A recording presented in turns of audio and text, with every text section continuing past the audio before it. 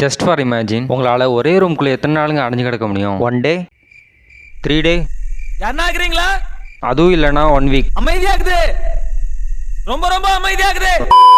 24 இயர்ஸாக ஒரு பொண்ணு தான் 7 குழந்தைங்களோட ப்ரெக்னன்சி வலியோட பேஸ்மெண்ட் ரூம்குள்ளே தனியாக அடைஞ்சு கந்திருக்காங்கிறது நம்ப முடியுதா? அப்படி அவங்கள அடைச்சி வச்சது யாருன்னு சொன்னால் மிரண்டு போயிருவீங்க. 2021 ரிலீஸ் ஆன கேர்ள் இன் தி பேஸ்மெண்ட் அப்படிங்கிற 2 ஸ்டோரியை பேஸ் பண்ணி எடுக்கப்பட்ட மூவியை பற்றி தான் நம்ம இந்த வீடியோவில் பார்க்க போகிறோம். இந்த வீடியோ ஒன்றும் மூவி எக்ஸ்பிளேஷன் வீடியோ மாதிரி இல்லை. இந்த மூவியில் வந்த ரியல் இன்சிடென்ட் 2009 ஆஸ்திரேலியன் மக்களே அண்ணாந்து பார்க்க வச்ச இந்த சம்பவத்தை தான் உங்களோட ஷேர் பண்ண போகிறேன். சரி, ஓர பேசாமல் வீடியோக்குள்ளே போகலாம். நான் தான் உங்கள் அட்ராசிட்டி அனிமே. வாங்க வீடியோக்குள்ளே போகலாம்.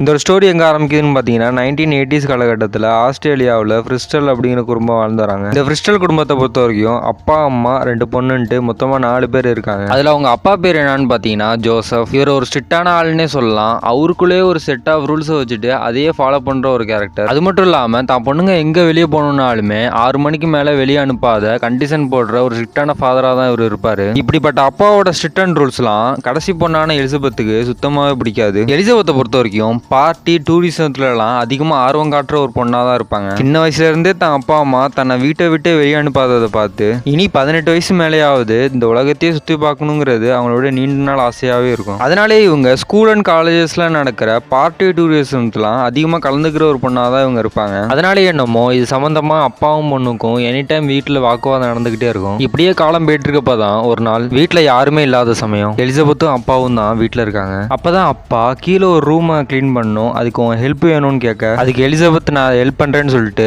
ரூமை நோக்கி கிளம்புறாங்க. அப்பதான் எலிசபெத் இவ்வளவு நாள் வீட்டுல இருந்துமே இந்த மாதிரி ரூமை இன்ன வரைக்கும் நான் பார்த்ததே இல்லையன்ட்டு ஆச்சரியப்பட்டுக்கிட்டே உள்ள நுழைறாங்க. அப்படியே எலிசபெத், அப்பா நீங்க இன்ன வரைக்கும் எங்க கிட்ட நம்ம வீட்டுல பேஸ்மெண்ட் ரூம் இருக்கு அப்படிங்கிற விஷயத்தையே சொன்னதே இல்லையப்பா, ஏன்பா அப்படின்னு கேட்க, இல்லம்மா இது எங்க அப்பா காலத்துல யூஸ் பண்ண பேஸ்மெண்ட், இது எனக்கு உபயோகப்படவே இல்லை, அதனால நான் இதை யூஸ் பண்ணவே இல்லை அப்படின்னு சொல்லிக்கிட்டு ஜோசப் நைஸா வேகமா ஓடி பேஸ்மெண்ட் கதவையே பூட்ட ஆரம்பிக்கிறாரு. எலிசபெத்துக்கு ஒண்ணுமே புரியல. அப்பா நீங்க என்ன பூட்டிட்டு போறீங்க அப்படின்ட்டு கத்தி பாக்குறாங்க. ஜோசப் அதை பார்த்தும் பார்க்காத மாதிரி அந்த இடத்த விட்டு அப்படியே கிளம்புறாரு. எலிசபெத்துக்கு தன்னை சுத்தி என்ன நடக்குது அப்படிங்கிறதையுமே அவங்களால புரிஞ்சுக்கவே முடியல. அப்புறமே அவங்களால எந்த அளவுக்கு முடியுமோ அந்த அளவுக்கு கத்தி பாக்குறாங்க. ஒரு கட்டத்துல நம்ம எவ்வளவுதான் கத்தினாலும் இந்த பேஸ்மெண்ட் ரூமை விட்டு ஒரு துளி கூட கேட்காது அப்படிங்கறத புரிஞ்சுட்ட உடனே சுத்தமா மனசு தாங்காம இன்னும் சத்தமா கத்தி பாக்குறாங்க. அங்கதான் அவங்களோட பேஸ்மெண்ட் ரூமோட ஃபர்ஸ்ட் டே கிராஷ் ஆகுது. மேல அம்மா இன்ன வரைக்கும் தான் பொண்ணு வராததை பார்த்து ரொம்பவுமே மனசுடைஞ்சு கேட்டுட்டு இருக்க. அப்ப அவ பார்ட்டி பப்னு சுத்துற பொண்ணு இந்நேரத்துக்கு யார் கூடயாவது சேர்ந்து ஓடி போயிருப்பா அப்படின்ட்டு பச்சையா அந்த கான்வர்சேஷன் ஆஃப் பண்றாரு. 2 டே 3 டேன்ட்டு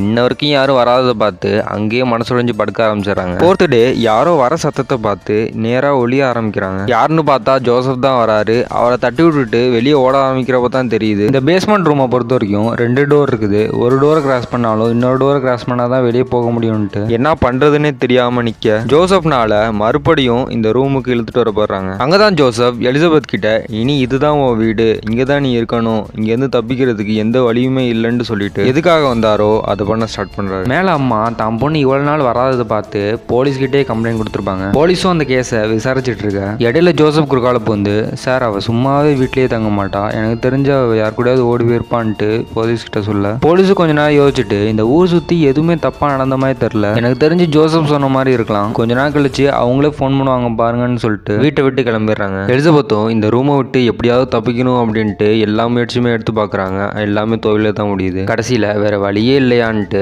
எல்லா வேதனையுமே தாங்கிட்டு அங்கேயே இருக்க ஆரம்பிக்கிறாங்க. இப்படியே ஒரு வருடம் கிடக்குது. எலிசபெத் இப்ப நிறைய மாத கர்ப்பிணியா இருக்காங்க. டெலிவரி ஆக வேண்டிய டைம். இவ்வளவு நாள் நம்ம இங்க இருந்து கஷ்டப்பட்டதுக்கு இந்த ஒரு குழந்தையாவது நம்மளுக்கு ஆறுதலா இருக்கணும்ட்டு அவங்க தனக்கு தானே டெலிவரி பார்த்துட்டு பேஸ்மெண்ட்லயே ஒரு பொன் குழந்தைய பெற்றெடுக்கிறாங்க. இப்ப 2 வருடங்கள் கழியுது. 2வது குழந்தையா பையனும் பிறக்கிறான். இவ்வளவு நாள் இங்க அடைஞ்சிருந்து கஷ்டப்பட்டு இருந்தாலுமே தான் பசங்களோட பேசுறதும் விளையாடுறதும் தான் அவங்களுக்கு ஒரே நிம்மதியாவே இருந்துச்சு. இப்படியே ஒரு சில வருடங்கள் கழியுது. 3வது குழந்தையும் பிறகுது. எலிசபெத் ஜோசப் கிட்ட இந்த குழந்தையாவது இங்க பேஸ்மெண்ட்லயே கஷ்டப்படாம மேலேயாவது வளரட்டுமேன்ட்டு கேட்க, ஜோசப் கொஞ்ச நேரம் யோசிச்சுட்டு சரி இதை நானே வளர்க்குறேன்னு சொல்லி எலிசபெத் கைப்பட ஒரு லெட்டர் எழுதி வீட்டு வாசல் முன்னாடி வைக்கிறாங்க. அம்மாவும் தான் வீட்டு முன்னாடி ஏதோ ஒரு குழந்தை இருக்கிறத பார்த்துட்டு பக்கத்துல போக கூடவே லெட்டரும் இருக்குது. அதை படிச்சு பார்த்தா அதுல, நான் தான் எலிசபெத், நான் ரொம்ப தூரமா இருக்கேன், என்னால இந்த குழந்தைய வளர்க்க முடியல, அதனால நீங்க பார்த்துக்கோங்கன்னு போட்டிருக்கு. அந்த லெட்டரையுமே படிச்சுட்டு சரி தான் பொண்ணு எங்கே இருந்தாலும் நல்லா இருக்கட்டும்னு சொல்லிட்டு அந்த குழந்தையுமே சேர்த்து வளர்க்க ஆரம்பிக்கிறாங்க. இப்படியே எலிசபெத்துக்கு பேஸ்மெண்ட்லேயே 24 இயர்ஸ் கழியுது. பசங்களும் அம்மா கிட்ட